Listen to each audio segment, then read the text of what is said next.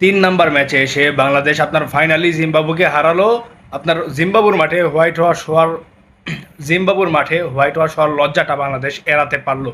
বাংলাদেশের যে ভয়াবহ অবস্থা ছিল, টেস্ট ম্যাচ হারলো, তারপর 2টা ওডিআই হারলো খারাপভাবে, একটা ম্যাচে তো 120-30 রান করেছে, সেই ম্যাচ বাংলাদেশ জিততে পারেনি। পরের ম্যাচে 130 করেছে, সেটাও খুব ক্লোজে গিয়ে বাংলাদেশ চেস করতে পারে নাই। তো বাংলাদেশ বলা যায় যে এখান থেকে আপনার এই জয়টাকে আপনি খাটো করে দেখতে পারবেন না। তো এখন কথা হচ্ছে যে বাংলাদেশের যে পারফরমেন্সগুলো হয়েছিল, আপনার ভয়াবহ পারফরমেন্স, আপনার যেগুলো মনে আসে লজ্জা লাগে। আমরা জিম্বাবুর সাথে হারলাম, আমরা অস্ট্রেলিয়াকে হারিয়ে এসে ওডিআইতে আমরা জিম্বাবুর মাঠে গিয়ে জিম্বাবুর মতো টিমের কাছে হারলাম, এটা খুবই লজ্জাজনক। কিন্তু আজকে বাংলাদেশ কামব্যাক করেছে। দেখেন, আপনি স্পোর্টিং উইকেটে খেলছেন, স্পোর্টিং উইকেট থেকে যখন আপনি স্লোয়েস্ট কন্ডিশনে যাবেন, তখন স্বাভাবিকভাবে আপনি সেখানে আপনার অবস্থা খারাপ হবে, আপনি পুয়ার পারফরমেন্স করবেন। বাংলাদেশের ক্ষেত্রেও সেটাই হয়েছে। বড় বড় টিমরা যেখানে স্লোয়েস্ট কন্ডিশনে হেরে যায়, তখন বাংলাদেশ হারলে তেমন কী বা হয়।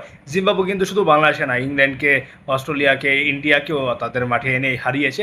তো বাংলাদেশকেও আপনার ছোটো করে দেখার সুযোগ নেই, কারণ তারা আপনার ভালো পিচে খেলছে, স্পোর্টিং উইকেটে খেলছে, সেখান থেকে স্লো পিচে গিয়ে বাংলাদেশ ম্যাচ হেরেছে। তো এটা নিয়ে সমালোচনার করার মতো কোনো কিছু নাই। বাংলাদেশের এই পারফরমেন্স অব্যাহত থাকুক এবং টি-20 সিরিজটা বাংলাদেশ জিতে সব কিছু ভুলিয়ে দিক দর্শকদের, যারা ক্ষোভে ফেটে রয়েছে আপনাদের খেলা দেখে, তো সেইগুলো যেন সব মুছে যায় একদম। এই প্রত্যাশা থাকবে বাংলাদেশ ক্রিকেট টিম থেকে। আপনারা কি মনে করছেন বাংলাদেশের এই জয়টা আপনারা কীভাবে দেখছেন?